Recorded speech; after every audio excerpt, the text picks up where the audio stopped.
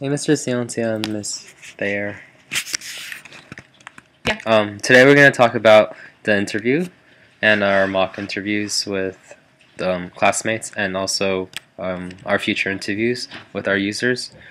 So, do you want to start? Yeah, so should we talk about the mock interviews first? Sure. Okay, so I did my mock interview with Alex, and Alex Reed. Yeah. And so we want to do interviews with not only our users but also experts in technology and also experts on the users. Mm-hmm. No, three. Okay, so he did it as an elderly person though. Oh, so I asked him. I didn't do rules. Never mind. It's okay. It doesn't matter. Okay, so I asked him questions. Should I just read these? Mm-hmm. Okay, so I asked him questions such as, how often do you use the kind of technology that we would be working with for our project? Do you think it's interesting at all? Would you want to learn? And then, kind of survey questions. And then also I asked questions about, do you feel like the technology gap has actually affected you, or it doesn't really matter? You don't want anything to do with technology? Questions like that. So I thought it went well. Some of the strengths were that I made sure to ask follow-up questions and things like that, and I know Millen did the same.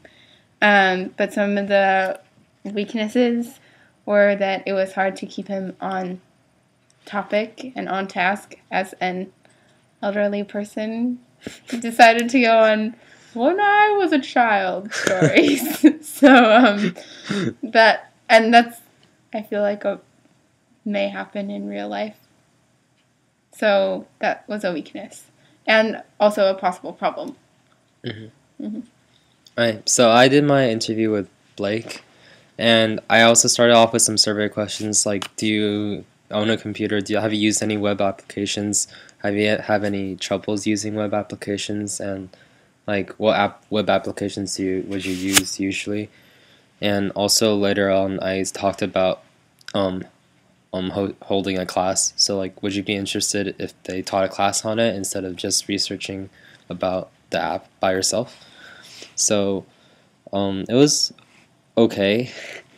It was really hard for me to keep my user interested, and because I feel like if they have problems with the application, they'll be more frustrated with it, and it'll be hard to keep them focused. But some strengths that I had were explaining, re-explaining what they just said to put it more clearly for them, and also to listen to what their problems were.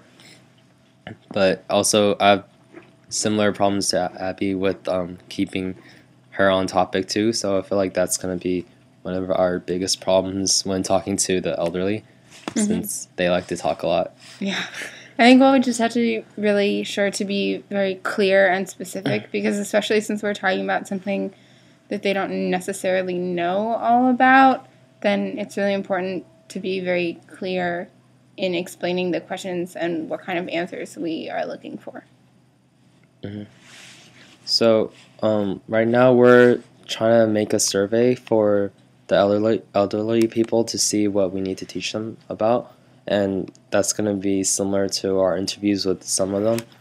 So we're just going to interview one or two of the elderly people and pass out surveys to the rest of them, and then we're talking, as we said in our last blog, we're going to talk to the Apple geniuses. I think that's what they call it. And then we had to plan that trip. But yeah, and I'm going to email our questions to the woman at the Sequoias, and then do an email interview.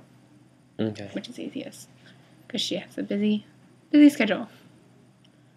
Do we need to talk for 30 more seconds? I think we're good. Okay. All right. Thank you. Thank you.